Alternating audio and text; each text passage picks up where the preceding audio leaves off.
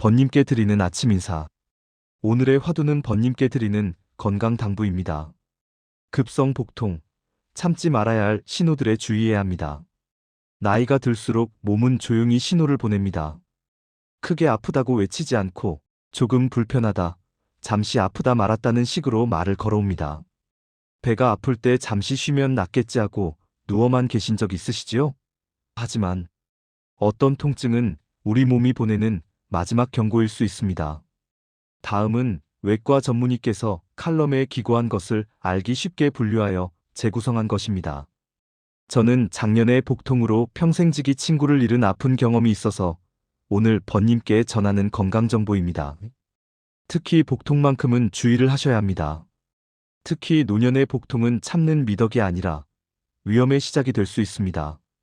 오늘은 외과 진료 현장에서 자주 만나는 사례를 바탕으로 집에서 스스로 짚어보고 어디로 가야 하는지까지 분명히 아는 복통 이야기를 전해드리고자 합니다.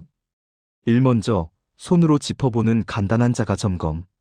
복통이 있을 때 조용히 등을 대고 누워 손바닥 전체로 배를 살짝 눌러보십시오. 살짝 눌렀을 때도 아프다. 누르고 뗄 때 더 아프다. 아픈 부위를 정확히 짚을 수 있다. 이 중 하나라도 해당되면 배탈이 아니라 진료가 필요한 신호입니다. 특히 눌렀을 때 찌르는 듯 아픈 통증, 시간이 갈수록 통증이 또렷해지는 경우, 통증이 이동하거나 한쪽으로 몰리는 경우는 외가적 질환 가능성이 높습니다. 가장 위험한 신호 누를 때보다 뗄 때 더 아픈가요? 가장 먼저 확인하실 것은 압통입니다. 손가락으로 아픈 부위를 깊숙이 눌렀을 때 아픈 것도 문제지만 손을 뗄 때 윽소리가 날 정도로 통증이 심하다면 이건 매우 급박한 상황입니다. 이를 반동성 압통이라 하는데 복막에 염증이 퍼졌다는 신호이니 이때는 지체 없이 응급실로 가셔야 합니다. 배가 판자처럼 딱딱해지는 것도 위험한 징조입니다.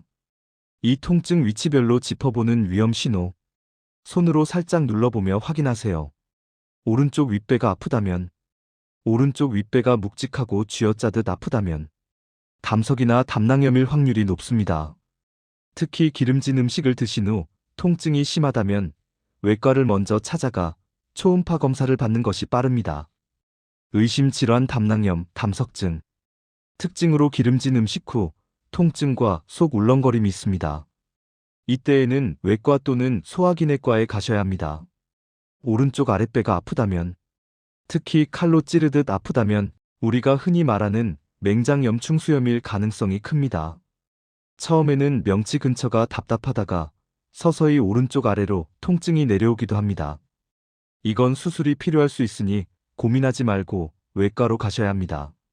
의심 질환 급성 충수염 맹장염. 이때 특징은 처음엔 배꼽 근처에서 점점 오른쪽 아래로 이동합니다. 즉시로 외과로 직행해야 합니다. 왼쪽 윗배가 아프고 등이 당긴다면, 특히 명치나 왼쪽 위가 쓰리고 아프다면 위염이나 위궤양일 수 있습니다. 하지만 통증이 등 뒤로 뻗친다면 췌장염일 수 있고, 만약 가슴이 답답하면서 배가 아프면 심장 문제일 수도 있습니다. 이럴 때는 우선 소화기 내과를 찾으세요. 의심 질환 위염, 위궤양, 췌장염. 이때 특징은 통증이 등으로 퍼집니다. 내과로 가셔야 합니다. 심하면 외과 협진이 필요할 수도 있으니 병원 선택 시 고려해야 합니다. 왼쪽 아랫배가 아프다면 장 하부에 염증이 생기는 계시염이나 과민성 장증후군일 수 있습니다. 이 경우도 내과 진료가 우선입니다. 의심 질환 계시염. 특징 눌렀을 때 뻐근함이 지속될 수 있습니다. 외과 또는 소화기내과로 가셔야 합니다.